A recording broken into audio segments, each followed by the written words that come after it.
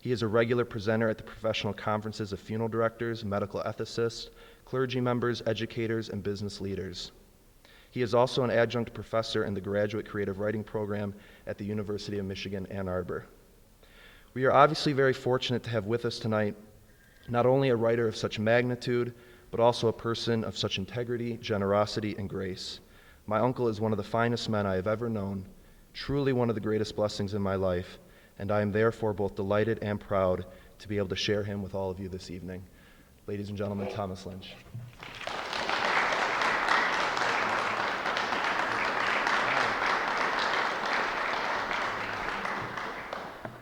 What a nice thing to have such kind things said about you, and I think tastefully hyperbolic and vaguely obituarial too, Patty, and to be upright when it's over is no bad thing either. And so I'm very grateful. Last week I was at the Yale Divinity School, and I was being introduced by a woman, as they say, of a certain age, and I was trying to get ready for my remarks, and actually I was admiring her ankles. I was sitting behind her, and she had ankles like my mother's, and I was concentrating on those and trying to sort of follow the narrative arc of her introduction, which ended by saying, I didn't know much about Thomas Lynch until last night when I Googled him and found it very interesting.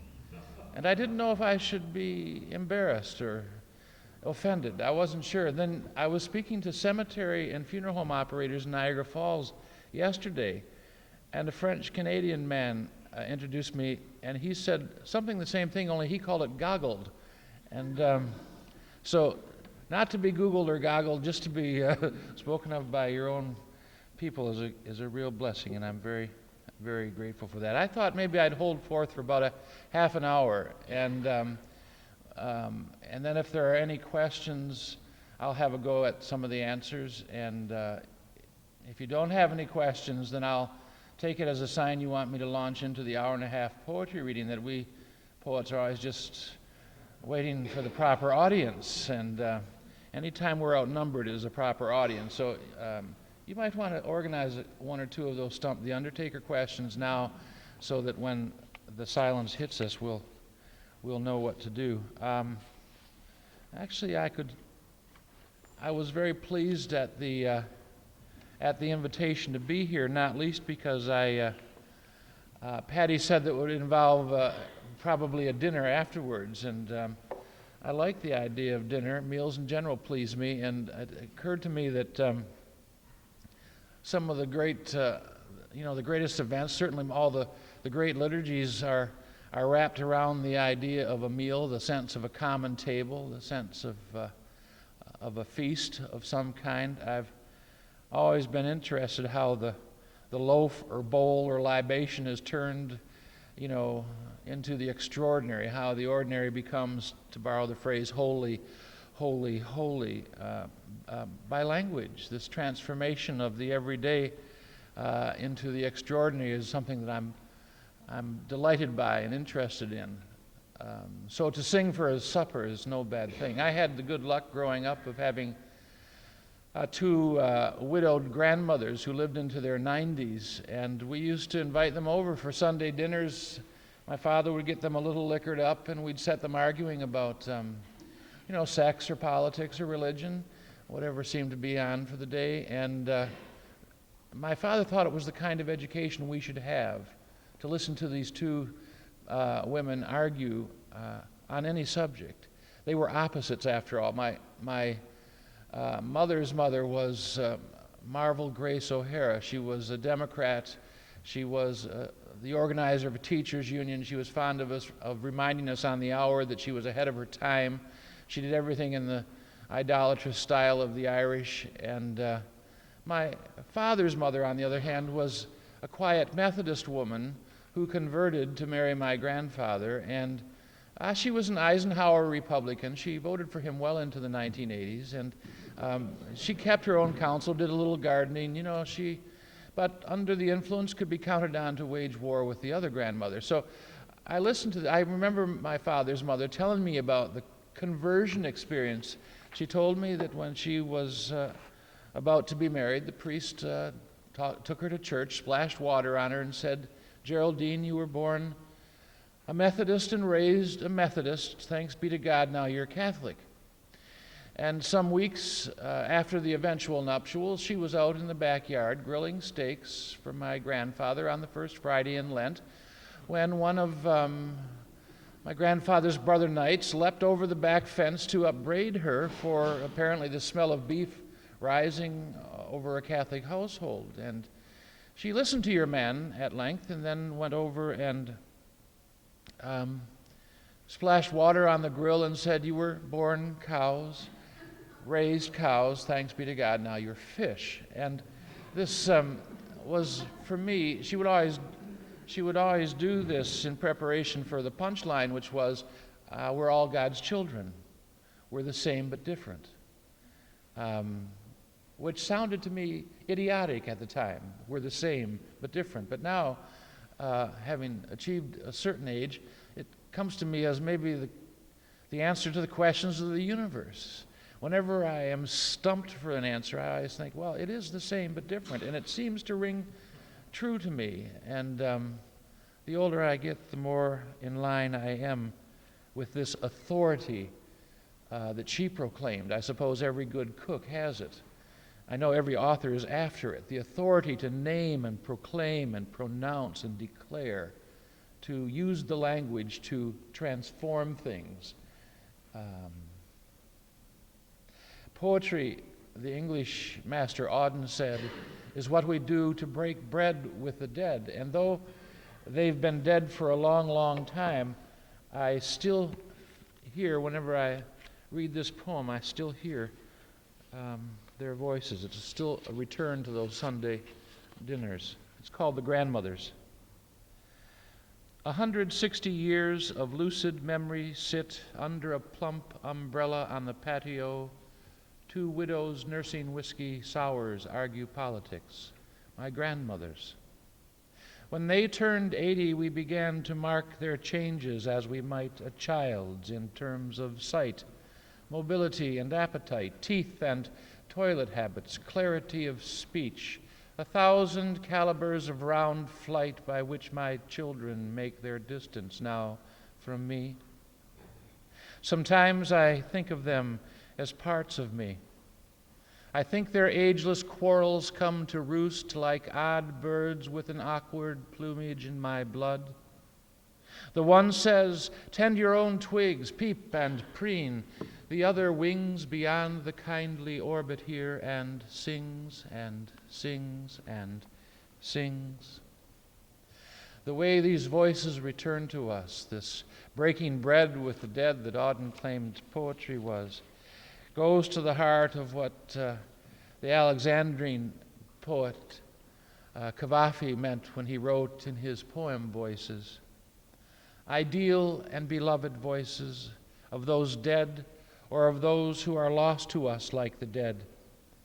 Sometimes they speak to us in our dreams. Sometimes in thought the mind hears them. And with their sound for a moment return other sounds from the first poetry of our life, like distant music that dies off in the night. Like distant music that dies off in the night. The voices of the dead parents and grandparents, sisters and brothers and people we knew, these ideal and beloved voices. These are the things that inform, I think, the first poetry of our life. I remember the first poetry of mine. Angel of God, my guardian dear, to whom God's love commits me here, ever this day be at my side, to light, to guard. Maybe you know this poem.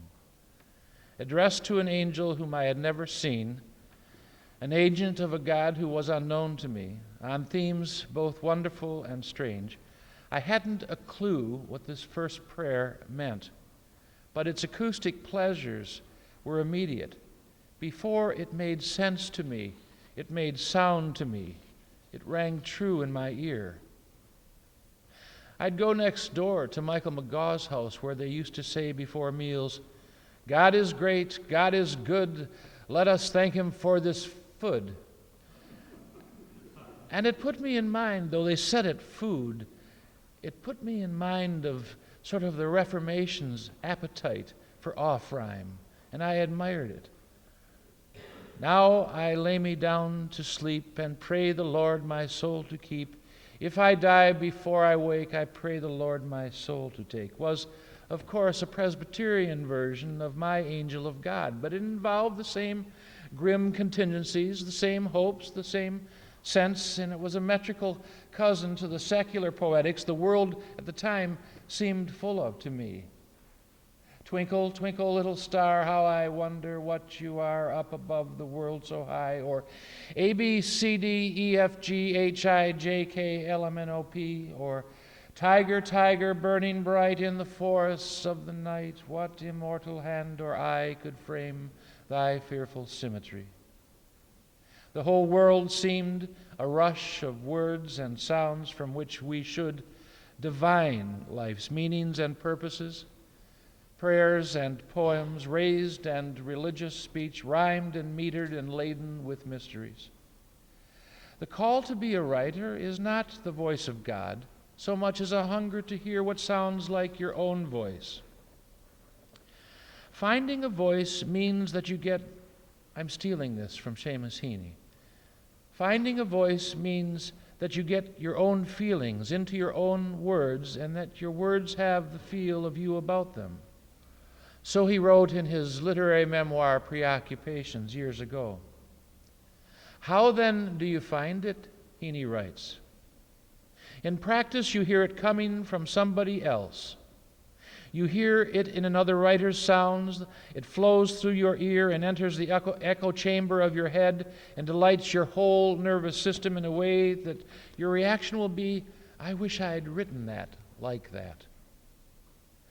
When I first heard this, well, actually when I first read this years ago, it sounded to me like license to steal, or a kind of freedom, at least to rummage around bookstores and libraries in search of voices that sounded like my own.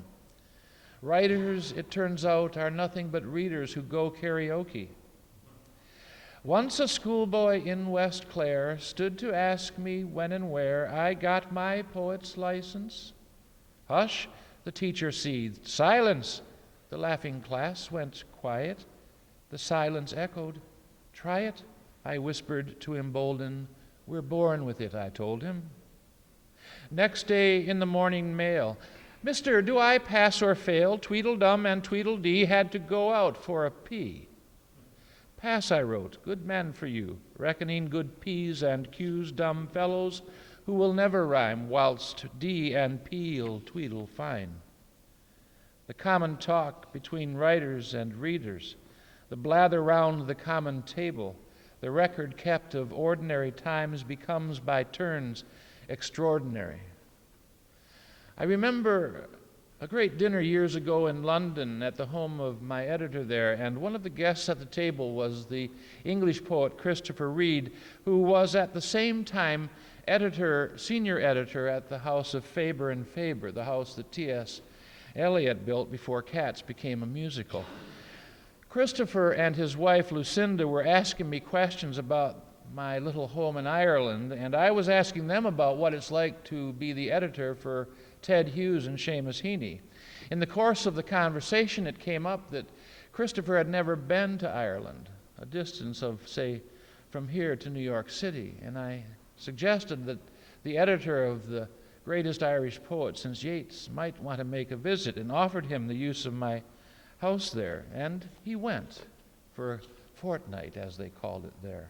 It was at another dinner of writers and poets in Ann Arbor some years after that, actually the following year, when Seamus Heaney, the guest of honor, nudged me at the table to say that he really liked what I had done with Nora's Old Place in West Clare.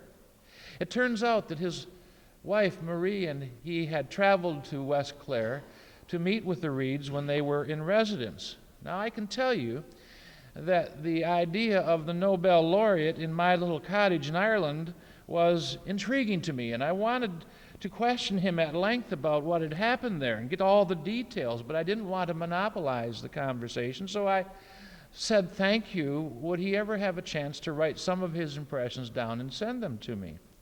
Some months later, I got a fax from Seamus Heaney that said, What I remember is the problem of cracking the backs of the lobsters. The Reeds were in residence there and had acquired the creatures wherever. Mighty movers, he writes, a match for Durr's rhino any day. Did we splatter the shells with a hammer on that flaggy floor? I think we must have.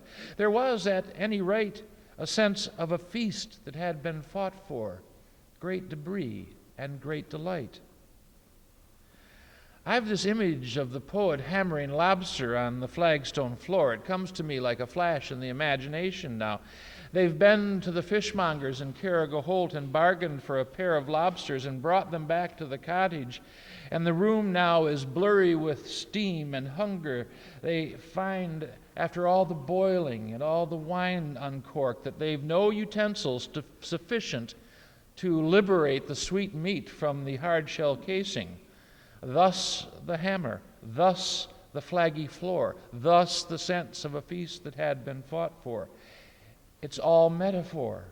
The lobster, the hammer, the flagstones, the feast, one meaning carried by another as if to bridge, which is the Greek word for the word metaphor, the gap between what is and what really is. That thing about the bridge and metaphor, I stole that from another poet who read it somewhere or stole it from another poet or made it up. It's what we do. We rent to own. We borrow. We steal. We use our license. We make things up and metaphor. Sometimes nouns are transformed into verbs. You may try this at home. The air is always full of ghosts and their good voices. The talk is always circular and intertwined. Everyone's connected. Each party piece inspires others. Everything is tributary. Every image and experience is capable of turning on itself 100 different ways. Keep your ears tuned. Listen. It's all metaphor. The house with its voices. The poet hammering the lobster. Poetry, the poet Heaney says, the poet Auden said, is what we do to break bread with the dead. And then he adds, rhyme and meter are the table manners. Auden taught briefly at the University of Michigan and held an office near the office I have there. He had moved to the U.S. the year that Yeats died in France. It was the same year that Heaney was born in the north of Ireland. And when Heaney's great friend, the Russian poet Joseph Brodsky, who also taught in Ann Arbor, when he left, after he left Russia in 1972, he came to Ann Arbor, and he died years later on the very same day in January that Yeats had died, January the 28th, only 60 years later. Some months before he died, Yeats wrote these directions to future generations in his famous poem Under Ben Bulben. Irish poets, learn your trade, sing whatever is well made, scorn the sort now growing up, all out of shape from toe to top. A, B, C, D, E, F, G, H, I, J, K, L, M, N, O, P. Twinkle, twinkle, little star. Irish poets, learn your trade. When Auden got word about Yeats's death, he wrote his famous elegy in memory of W.B. Yeats, in which he gives his own directives and borrows the same rhyme and meter to honor the man, his table manners. Earth receive an honored guest, William Yeats is laid to rest. Let the Irish vessel lie emptied of its poetry. When Brodsky died too young, too soon in 1996, Heaney borrowed for Auden-esque the exact same rhyme and meter that Yeats had borrowed from Blake, and Blake from maybe a children's rhyme. Twinkle, twinkle, little star, tiger, tiger, burning bright, A, B, C, D, E, F, G, now I lay me down to sleep. Joseph, yes, you knew the beat. Whiston Auden's metric feet danced to it unstressed and stressed, laying William Yeats to rest. Therefore, Joseph, on this day, Yeats's anniversary, double-crossed and death-marked date, January 28. Its measured ways I tread again, quatrain by constrained quatrain, meeting grief and reason out as you said a poem ought. Troche, troche, falling thus, grief and meter order us. Heaney turned 65 a year ago this past April. We undertakerly types are always sort of waiting around for people to drop off before we do anything of substance, but I thought, as a poet, I didn't have to wait. So I screwed the ancient meter in my ear and went out for a walk to see what would happen. Tiger, tiger, burning bright, twinkle, twinkle, little star, now I lay me down to sleep. Seamus, yes, you told it true. William's meter, Whiston's too, borrowed it to say goodbye when your Russian Joseph died. Therefore, Seamus, on this day, as your people celebrate how you came to life and time, April 13th, 39, I come counting syllables, line by line, the children's drill by which old rhymes and alphabets, prayers we quit but can't forget, echo still, icing a cake, bright with candles for your sake.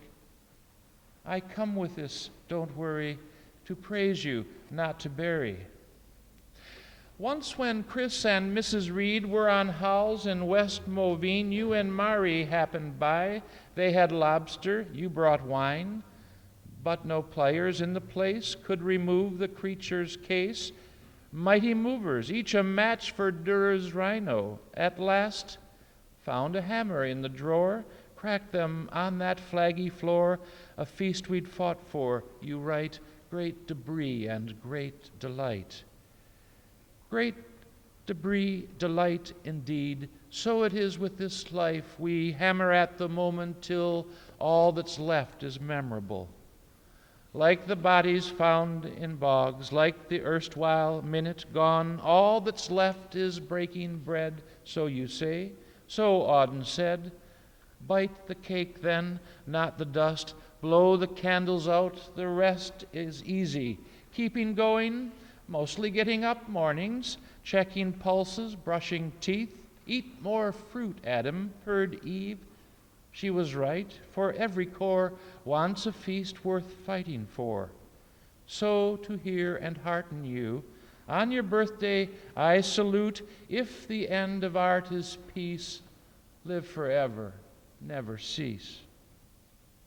I called the whole thing Heaney-esque and sent it to the Times of London, and they published it for Heaney's birthday. A few days later, by fax from Dublin, came a note in the poet's unmistakable code.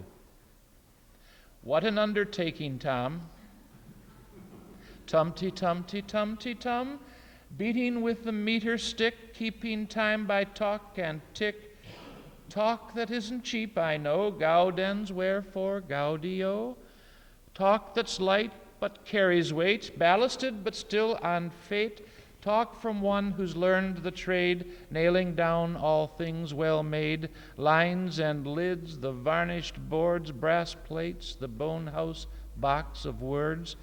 This reply, dear Tom, is brief. Straws where what you need's a sheaf, heartened, honored, more alive, thanks to you at 65. Keeping going still the thing, as you well know, whose trochees ring, the change is true. Heaney-esque makes it worthwhile at the desk. I've never heard the voice of God, and I've been listening. Unlike Abraham and Saul and Isaiah, I've never heard it. But to hear the voice of poets in their own voices, to hear the language come alive like that, seems to me something central to creation. It was in Ireland that language came alive for me. And Booking Passage is a record of its gifts and instructions, the burdens and blessings of the language we have, how tribe and race and sect and religion and home place connect us in ways to strangers down the centuries. But in other ways, tribe and race and sect and ethnicity and religiosity and language and pride of home place have poisoned the well of humanity in ways that your generation more than mine will have to learn to live with, certainly. So I'm hopeful for your generation and hopeful for mine that someplace here or soon the language comes alive for you, that you find ways through poetry, through your art, through your music, whatever you're doing now, to say unspeakable things, new. I think I'll finish with a poem. This would be your signal now to organize a couple of those Stump the Undertaker questions. I got in the habit years ago of writing sonnets, back when you could, about the time when several of you were born, you could mail 14 lines for 14 cents on a 3x5 card. It seemed to me like the Postal Service imitating art. So I kept a correspondence with a friend of mine in sonnets for years. And you know, these sonnets, as Billy Collins says, all you need is 14 lines. Well, 13 now. So it seemed to me an easy thing to do, but as we age, we count less than we used to, which explains the title for this 15-line poem called Refusing at 52 to Write Sonnets. I should say it is very nice on a miserable evening to have people come out and listen to this blather. It's like, you know, going to the shrink and not getting a bill for it, so I'm very, very grateful to you, and I'll have a go at any questions. You can't hurt my feelings. I'll be gone tomorrow. I've raised my teenagers, so if you and I do villanelles and embalming, so anywhere in between that range you're welcome to ask about. Refusing at 52 to write sonnets. It came to him that he could nearly count how many Octobers he had left to him in increments of 10 or say 11, thus 63, 74, 85. He couldn't see himself at 96. Humanity's advances notwithstanding in health care, self-help, or New Age regimens, what with his habits and family history, the end, he thought, is nearer than you think. The future thus confined to its contingencies. The present moment opens like a gift. The balding month, the dull week, the gray morning, the hours routine, the minutes passing glance, all seem like godsends now. And what to make of this? At the end, the word that comes to us is thanks. Thanks. Thank you.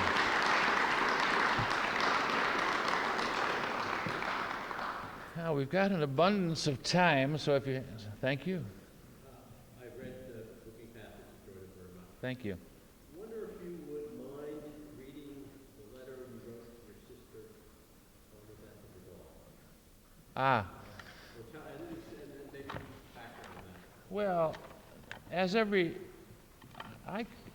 as Patty might tell you, we come, it's an Irish Catholic affliction, of course, that we come from large families. I'm from a family of 9. Patty's mother is one of 18. Patty's mother is the daughter of John Callahan and Mary O'Brien Callahan.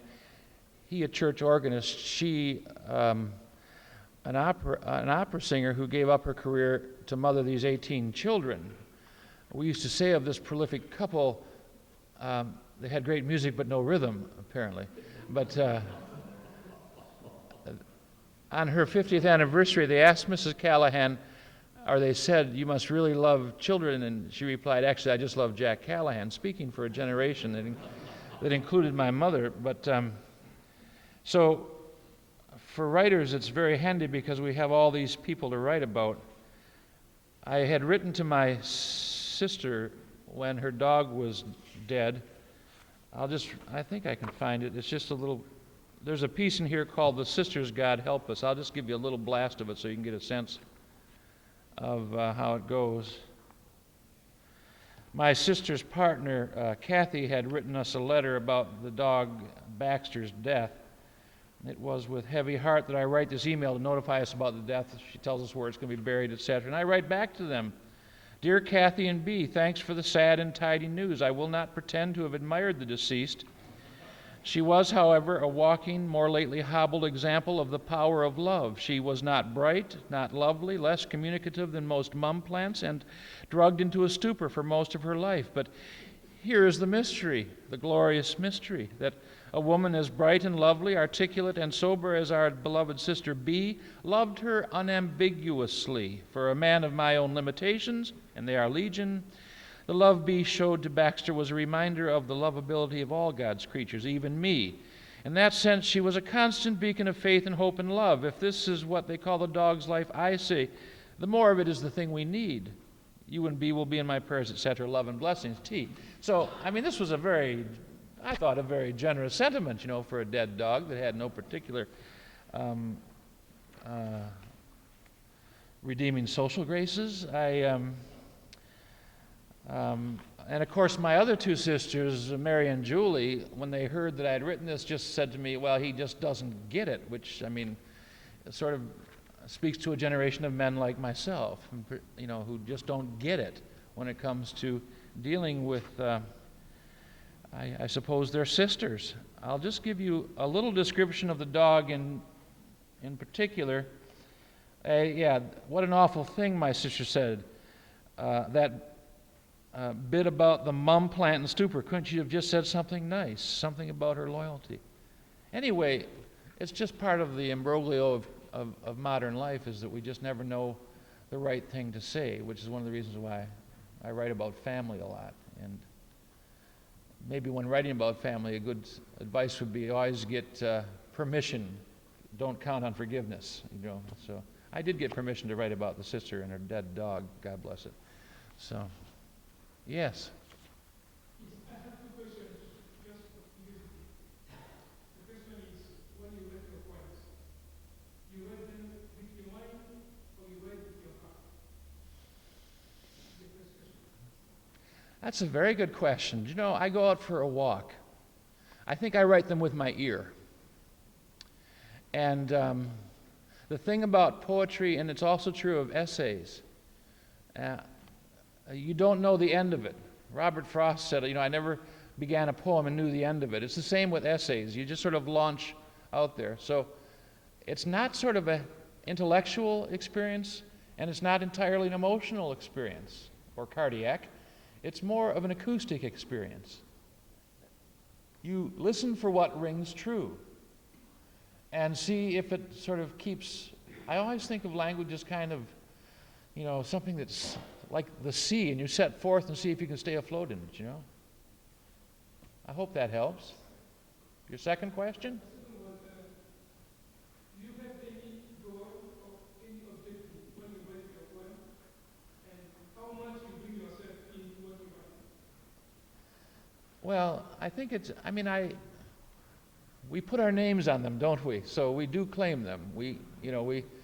So they are ours in that sense. And I do feel like when they're done, that I can let go of it then, that I don't have to deal with it anymore, that particular set of acoustics or images or metaphors. Now, every poem is driven by different energies.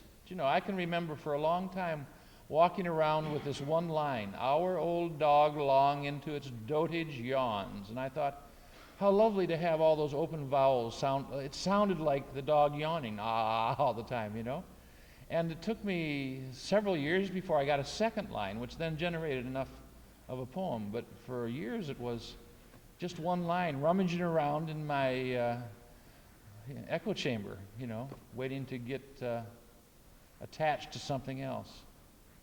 But it is like an adventure, commencing a poem, or an essay.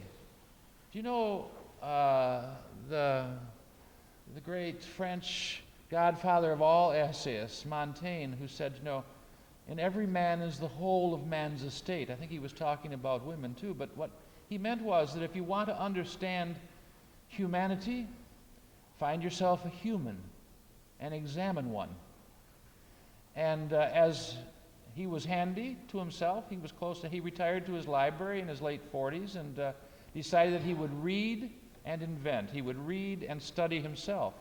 So reading Montaigne, you read, as they would say today, probably too much information, but it's lovely the way he examines this human condition.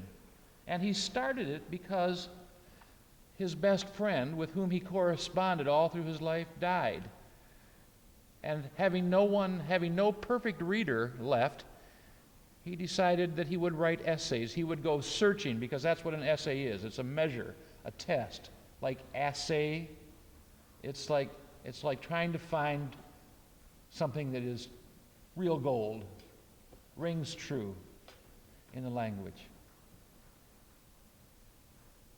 Anything else? Yes.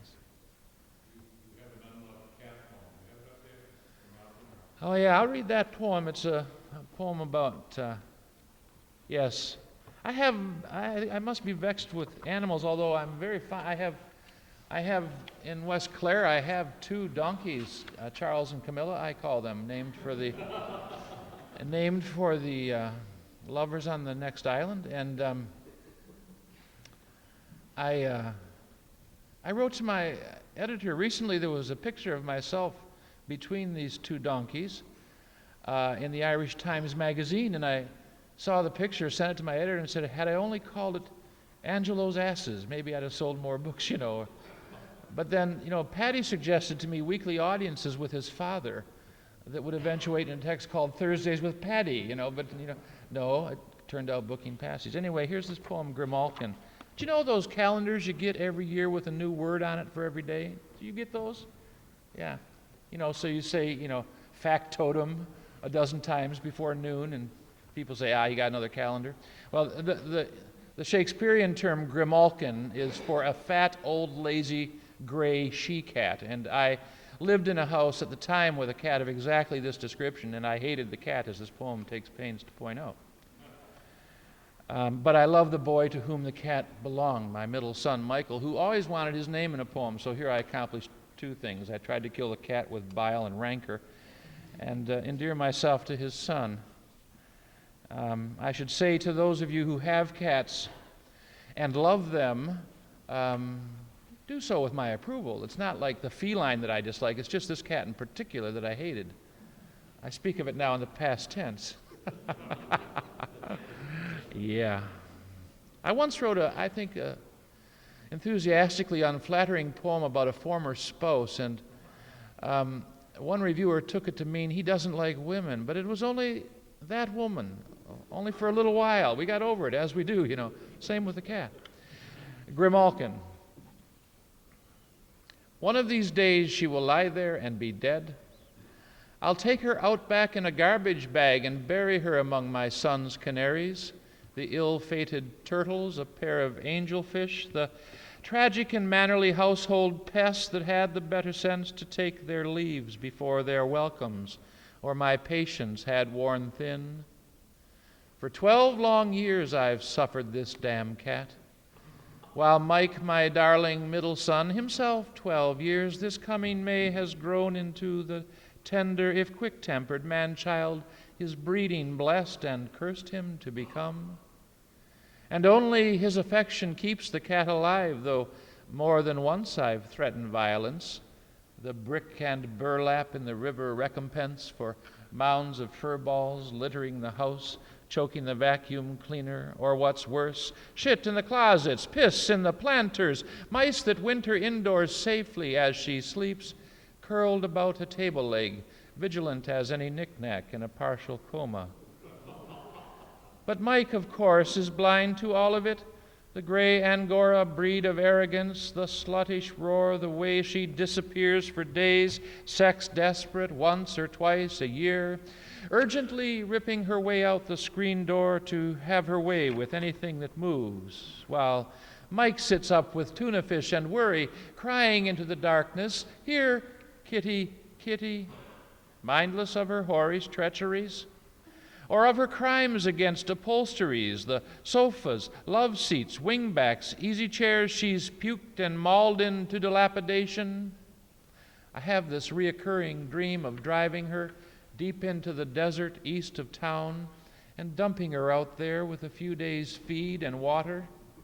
In the dream, she's always found by kindly tribespeople who eat her kind on certain holy days as a form of penance.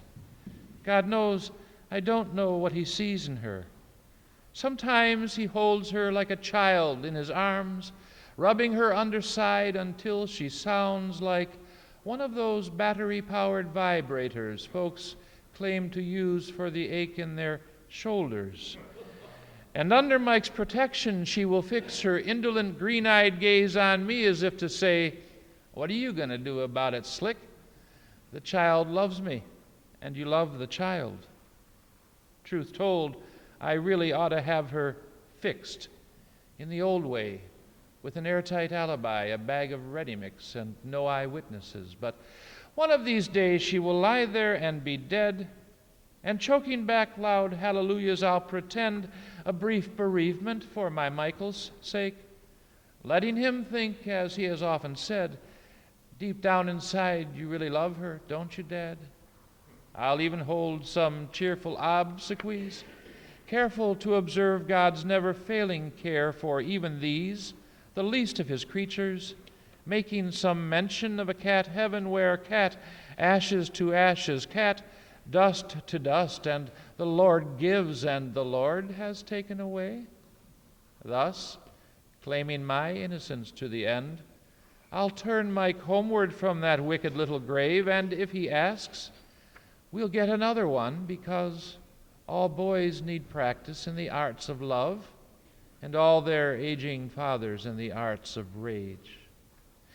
You know, I never say that to myself out loud without thinking of the details of the cat's demise. I remember it clearly, it was Ash Wednesday, 1999, when I, with several of my co-religionists, was getting that sort of tribal smudge on the forehead. You know, what is it? Remember, man, that you are dust, etc. Like I needed that, you know. And I was on my way home from church thinking if I could find a cigar butt to put out on the cat's head, maybe it would work for, you know, as a memento mori. But I instead went home and emailed my son, who was away at college, and said, Mike, when you come home for Easter this year, you're going to find great changes in Greta. She was by that time 21 years old. She was 12 in the poem, so the poem didn't work, you know. And the boy was off at school, 21 himself. They had this in common. Now he's 27. She's been dead, thanks be to God, for years. But, you know, I said, you're going to notice her. She's arthritic. She doesn't eat well. She's got lumps of an unspecified nature. She's probably in intractable pain. You're going to have to be prepared to do the right thing when you get home, you know. And I was writing to Dr. Clark, our local veterinary surgeon, saying much the same to him, you know. Thanks for all the help keeping her alive these many years, but we're going to be in, say, like Good Friday, and we're going to want you to do the right thing. And I remember the day itself when we gathered and, you know, we had the cat swaddled up in a blanket. It was Holy Saturday, actually, and we went to Dr. Clark's office, and we met in this windowless room with sort of earth tone wall coverings and some, I think it was Enya music piped in from a source I couldn't make out. But there were 5 of us, if you count the cat. You know, Dr. Clark, his rather comely assistant, my son Michael, myself, the cat, and the conversation was going as I had planned. Dr. Clark was saying, Mike, you've been such a good friend to Greta, the cat. You've been such a good friend to Greta, now you're going to have to make difficult decisions about her end-of-life care. And I'm going, everybody was nodding, the cat was nodding, we were all in agreement, you know. Then this thing happened I could never have imagined. There was this one droplet of water working its way out of my son's right eyeball, heading south on his cheek. He was a handsome boy at 21, and I could see the comely assistant saw it. You know, there was this panicked eye contact between herself and Dr. Clark, and suddenly the conversation went in this awful direction, to wit, perhaps a shot of cortisone, Michael, would give Greta some comfort in these, her final years or months. And I thought, no, not months. I've come for a dead cat today. You know, like I've got, you know, my credit card at the ready. I've zero balanced it. I've actually spent the frequent flyer miles the sad event will occasion. I had gone to the trouble, as we mortuary types do, of arranging a small box for the occasion. It was at home in the garage, awaiting the pilgrim's return. I'd even had one of my factotums at the office arranged for a tastefully engraved Barry granite stone that said, Greta, 1978-1999, gone. And they shot her with this huge syringe full of vial-colored liquids. I thought it would kill her for sure, but after a while, Dr. Clark said, "Take her home, Michael." And I said, of course, he wants her to have like the good death among people who know her, the whole, and like 2 hours later, she was rattling, and I thought, that's it, she's going, she'll be dead before morning. But 2 days later, she was up and moving. 2 weeks later, there was this little bounce in her limp.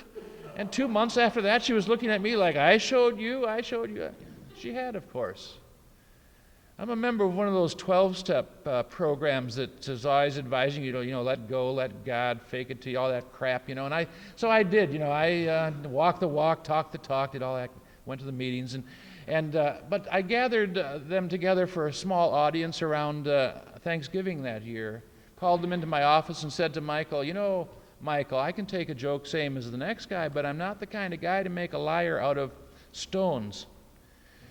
Do you remember 1978, 1999? Now, I should tell you up front, I get these on the cheap. I pay wholesale.